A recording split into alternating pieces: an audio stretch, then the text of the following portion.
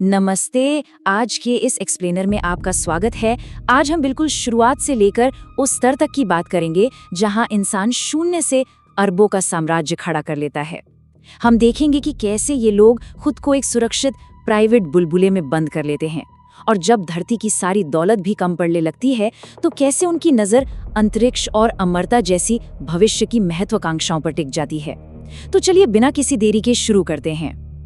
आगे बढ़ने से पहले जरा इस एक बेहद बुनियादी सवाल के बारे में सोचिए, इतिहास का सबसे अमीर इंसान आखिर है कौन?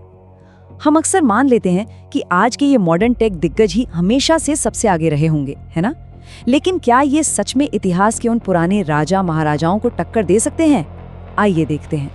तो चलिए सीधे आंकड़ों पर आते हैं। अगर हम आज की दौलत की तुलना इतिहास के दिग्गजों से करें तो आपको हैरानी होगी। 14वीं सदी के अफ्रीकी राजा मनसा मूसा की संपत्ति करीब $400 बिलियन आंकी गई है।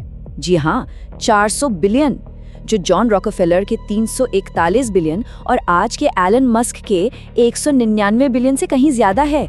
ये हमें बताता है कि अत्यधिक संपत्ति का ये ऐतिहासिक पैमाना कितना विशाल और सच कहें तो बिल्कुल अकल्पनीय हो सकता है। आज के हमारे इस एक्सप्लेनर के मुख्य बिंदु कुछ इस तरह होंगे। पहला, अत्यधिक संपत्ति का पैमाना। दूसरा, अरबों का इंजन। तीसरा, बुलबुले के अंदर का जीवन। चौथा, अदृश्य साम्राज्य। और पांचवा, असंभव की खोज। तो चलिए शुरुआत करते हैं हमारे पहले भाग से, अत्यधिक संपत्ति का पैमाना और इस अकल्पनीय दौलत को मापना। $370 बिलियन। ये खगोलीय आंकड़ा सुनकर ही दिमाग चकरा जाता है ना? लेकिन ये संपत्ति किसी एक व्यक्ति की नहीं है, बल्कि ये पटेल हॉस्पिटैलिटी राजवंश की है। ये एक ऐसा सामूहिक साम्राज्य है जो पूरे अमेरिका के 60% से भी ज्यादा मोटेल्स और होटलों को कंट्रोल करता है। जरा सोचकर देखिए, ये दौलत दुनिया के कई देशों की कुल जीडीपी से भी ज्यादा है। ये दिखाता है कि जब संपत्ति संगठित होती है तो उसका प्रभाव कितना विशाल हो सकता है। अब आते हैं दूसरे भाग पर, अरबों का इंजन यानी एकाधिकार का निर्माण कैसे होता है। अगर हम तकनीकी क्रांतियों के सफर पर नजर डालें तो एक बात बिल्कुल साफ हो जाती है। हर नया दौर दौलत कमाने के नए और विशाल अवसर लेकर आता है। याद है, पीसी युग में बिल गेट्स ने शुरुआत की, फिर इंटरनेट का दौर आया जहां जेफ बेजोस ने ई कॉमर्स में बाजी मारी। उसके बाद सोशल मीडिया की लहर आई जिसमें मार्क जकरबर्ग छा गए और अब एआई और क्लाउड का दौर है जहां सुंदर पिचाई और जे चौधरी जैसे नाम सामने आ रहे हैं। आसान शब्दों में कहें तो जो भी सबसे पहले दांव लगाने का जोखिम उठाता है वही इस लहर पर सवार होकर अरबों कमाता है। अब जो बात वास्तव में दिलचस्प है वो ये है कि यहाँ हमें एक बहुत बड़ा विरोधाभास देखने को मिलता है। एक तरफ हमारे पास मस्क, बेजोस और जकरबर्ग जैसे जाने माने मशहूर चेहरे हैं और दूसरी तरफ है निकेश अरोड़ा, जयश्री उल्लाल और कविताकर राम श्री राम जैसे बेहद शांत और अदृश्य अधिकारी। हमें आम तौर पर सिर्फ वो प्रसिद्ध चेहरे ही दिखाई देते हैं, लेकिन सच तो ये है कि ये अदृश्य वास्तुकार ही आधुनिक इंटरनेट और कॉरपोरेट दुनिया का असली बुनियादी ढांचा तैयार करते हैं, और वो भी सुर्खियों से पूरी तरह दूर रहकर। आपको पता है, इन सभी हस्तियों में एक बहुत ही गहरी मनोवैज्ञानिक समानता होती है। ये दिग्गज बहुत ही नपे तुले जोखिम लेने वाले लोग होते हैं। ये अपना सब कुछ दांव पर लगाने को तैयार रहते हैं। एक महान साम्राज्य बनाने के लिए सचमुच सब कुछ खोने की हिम्मत होनी चाहिए। उदाहरण के लिए, क्या आपको मालूम है कि 2008 में एलन मस्क अपनी कंपनियों टेस्ला और स्पेसएक्स को बचाने के चक्कर में बिल्कुल दिवालिया होने की कगार पर पहुंच गए थे। ये रिस्क लेने की वो चरम सीमा है। चलिए आगे बढ़ते हैं हमारे तीसरे भाग की तरफ, बुलबुले के अंदर का जीवन, यानी उन चार दीवारियों के पीछे की वास्तविकता। जरा लास वेगास के मैकडोनल्ड हाइलैंड्स जैसे गेटेड प्राइवेट कम्युनिटी के नियमों पर गौर कीजिए। यहाँ जो लोग काम करने आते हैं उनकी कड़ी आईडी स्कैनिंग होती है। रात 10 बजे के बाद तो समझ लीजिए पिन ड्रॉप साइलेंस, पूर्ण शांति अनिवार्य है। और सबसे हैरानी की बात बताऊं, अगर आपने बिना सीजन के क्रिसमस की लाइटें भी लगा ली ना तो आप पर $100 तक का जुर्माना लग सकता है। यहाँ के करीब 1500 निवासी इस तरह के पूरे कंट्रोल और भारी सुरक्षा के लिए खुशी खुशी करोड़ों रुपए चुकाते हैं। और ये बात पूरी तरह से स्पष्ट है कि आखिर ऐसी जगहों पर रहना इतना पसंद क्यों किया जाता है। कैलिफोर्निया से लेकर बुल्गारिया तक ये जो गेटेड कम्युनिटी का कल्चर है ना, ये उन लोगों के बीच आत्म अलगाव को बढ़ावा देता है जो पूरी तरह से वित्तीय और सामाजिक प्राइवेसी चाहते हैं। ये सब सिर्फ इसलिए किया जाता है ताकि वो अपने जैसी समान विचारधारा और हैसियत वाले लोगों के बीच रह सके, जहां उन्हें आम जीवन की रोजमर्रा की परेशानियों का सामना ना करना पड़े। लेकिन कभी कभी ये एकांतवास कुछ ज्यादा ही बढ़ जाता है। ऐसे में अरबपति अक्सर अपने उसी प्राइवेट बुलबुले के अंदर बाहरी दुनिया को दोबारा बनाने लगते हैं। सोशल नेटवर्क बेबो के फाउंडर माइकल बर्च की ही कहानी ले लीजिए। $850 मिलियन में अपनी कंपनी बेचने के बाद इतनी अथाह संपत्ति के कारण जो सामाजिक दूरी आई, उसे मिटाने के लिए उन्होंने क्या किया? उन्होंने अपनी सैन फ्रांसिस्को की हवेली के अंदर ही एक असली प्रामाणिक अंग्रेजी पब बना डाला।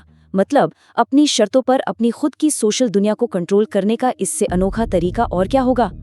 अब हम आते हैं अपने चौथे भाग पर, अदृश्य साम्राज्य और बुनियादी ढांचे को चलाना।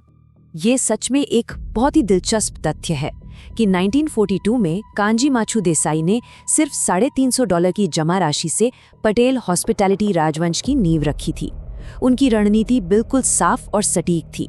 सबसे पहले एक घाटे वाला मोटेल लीज पर लेना, फिर बाहर के कर्मचारियों की जगह अपने ही परिवार को श्रम के रूप में इस्तेमाल करना, उसके बाद सारा मुनाफा उसी में दोबारा निवेश कर देना और अंत में उससे भी बड़ी संपत्तियां खरीदना। बिना किसी बाहरी फंडिंग के आपसी विश्वास का ये मॉडल इतना सफल हुआ कि इसने एक ऐसा साम्राज्य खड़ा कर दिया जो आज पूरे अमेरिका में फैला है। इसी तरह जरा इस $8 बिलियन के आंकड़े को देखिए। ये संपत्ति अनिल भूसरी की है। उनकी कंपनी वर्कडे भले ही सुर्खियों में न रहती हो, लेकिन ये बहुत ही खामोशी से अमेरिका की टॉप 500 कंपनियों में से आधे से ज्यादा का HR और पेरोल डेटा प्रोसेस करती है। आप या हम शायद रोजाना इस तरह के सॉफ्टवेयर का इस्तेमाल करते हों, लेकिन इसके पीछे जो असली चेहरे हैं वो अक्सर अनजान ही रहते हैं। तो यहाँ समझने वाली सबसे अहम बात यह है कि जो बुनियादी ढांचा दिखने में बिल्कुल भी ग्लैमरस या आकर्षक नहीं लगता, असल में वही सबसे मजबूत एकाधिकार बनाता है। जय चौधरी द्वारा स्थापित Zscaler इसका एक बेहतरीन उदाहरण है। ये कंपनी पूरी तरह से इस बात को कंट्रोल करती है कि रोजाना करोड़ों कॉर्पोरेट कर्मचारी अपना काम करते हुए सुरक्षित रूप से इंटरनेट तक कैसे पहुंचते हैं। सीधा सा गणित है, जो भी बुनियादी ढांचे को कंट्रोल करेगा वही अरबों कमाएगा। और अब हम पहुंच गए हैं अपने 5वें और आखिरी भाग पर, असंभव की खोज यानी भविष्य को खरीदना। ये वास्तव में सोचने वाली बात है। जरा सोचिए, जब किसी इंसान के पास दुनिया की हर भौतिक सुख सुविधा हो, प्राइवेट जेट, आलीशान हवेली या यहाँ तक कि खुद का प्राइवेट आइलैंड भी, तो फिर वो और क्या खरीद सकता है? इसका जवाब है मानवता का भविष्य। अति अमीरों के लिए ये परम विलासिता है। पूरी मानवता की दिशा को अपनी व्यक्तिगत सोच और विजन के हिसाब से मोड़ने का प्रयास करना। नवीन जैन का मून एक्सप्रेस मिशन इसी सोच का एक ज्वलंत उदाहरण है। वो चांद पर कीमती धातुओं के खनन के लिए $50 मिलियन का मिशन तैयार कर रहे हैं। उनका अल्टीमेट गोल क्या है? $500 बिलियन का रिटर्न हासिल करना और एक बिल्कुल नई अंतरिक्ष अर्थव्यवस्था यानी स्पेस इकोनॉमी बनाना। इन दिग्गजों के लिए अब अंतरिक्ष सिर्फ वैज्ञानिक रिसर्च की जगह नहीं रह गया है, बल्कि ये $1 ट्रिलियन के व्यापार का अगला और सबसे बड़ा फ्रंटियर बन चुका है।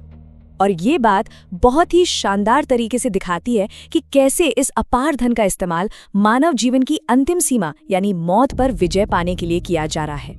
रूसी अरबपति दिमित्री इत्सकोव की 2045 इनिशिएटिव ऐसी ही एक 35 साल लंबी वैज्ञानिक योजना है। उनका मकसद है मानव चेतना को मशीनों में अपलोड करके होलोग्राफिक अवतारों के रूप में अमरता प्राप्त करना।